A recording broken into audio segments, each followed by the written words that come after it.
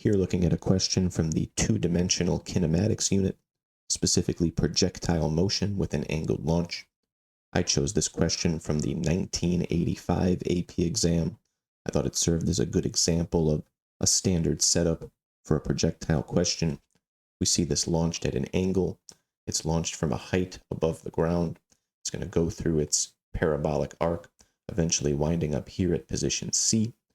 We have some numerical information given both in the problem statement and also the picture, and two questions are asked. Question A, can we find the total time from the launch point to position C? And then question B, can we find this horizontal distance labeled as capital R as it travels from the launch also to position C? When solving a projectile free response question, I would recommend you set up a list that looks like this. There are a lot of variables to consider in a projectile problem, so organizing them I think is important. We're going to break our analysis up into the x-axis variables and the y-axis variables, so horizontal analysis and vertical analysis. Conceptually, we need to know that the horizontal motion is a constant velocity, since there are no horizontal forces. We'll use our constant velocity model, displacement velocity times time. Vertically, though, we have an acceleration due to gravity, and therefore we'll need our three kinematic equations of acceleration. These should be on your formula sheet. And we'll need 6 total variables with this more complicated motion. As we look back to the problem, the goal should be to extract as much given information as we can and to put it next to the proper list variable. First thing that stands out to me is the starting vertical position or starting height. This would be XO in the y-axis plane, given to me as 35 meters above the ground. It's going to end at the height of the ground, so the final vertical position or final height will be a height of 0.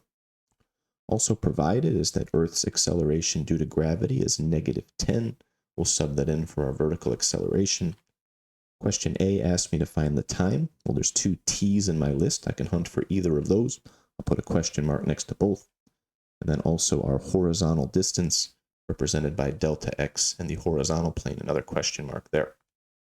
Looking at the total list so far, we have 3 blanks next to our 3 velocity-related variables. So let's work on those.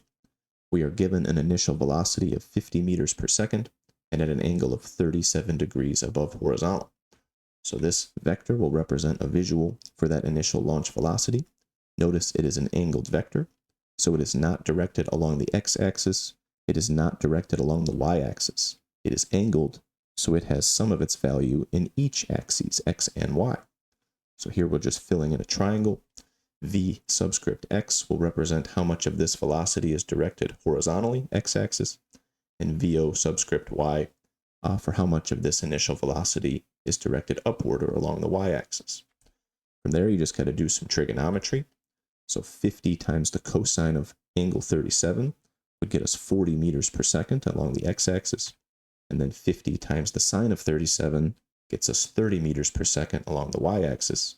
So I'm going to take these 2 underlined velocities, I'm going to put them at their respective locations in the list. Our constant horizontal velocity is 40, and our initial y velocity is 30. That's going to change later as gravity acts on it, but at least we know what it starts as. Now that we have organized the information, it is time to use our equations and try to solve questions A and B. Question A is about time.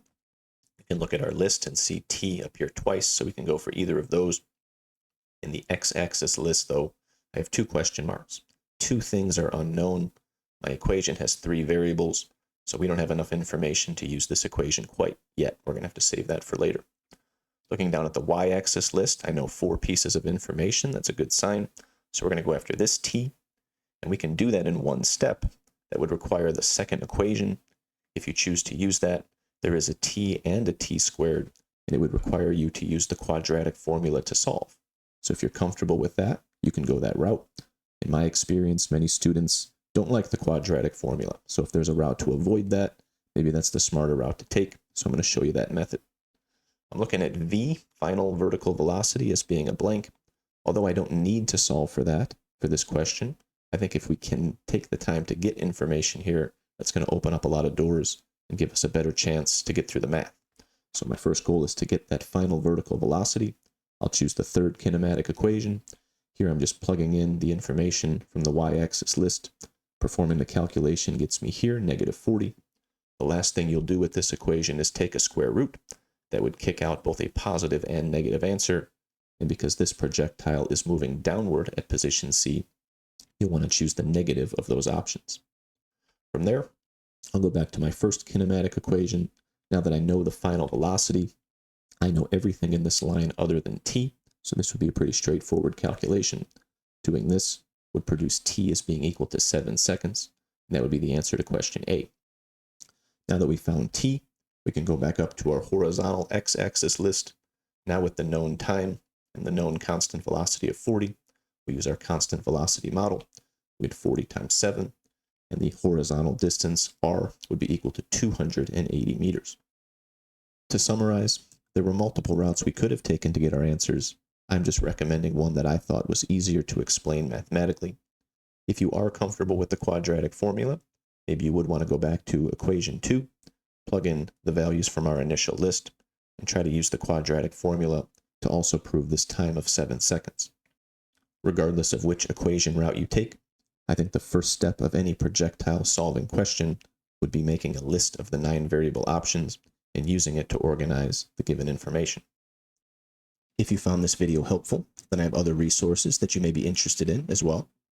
For more information, check out my website, shoot me an email, or follow me on X and Facebook.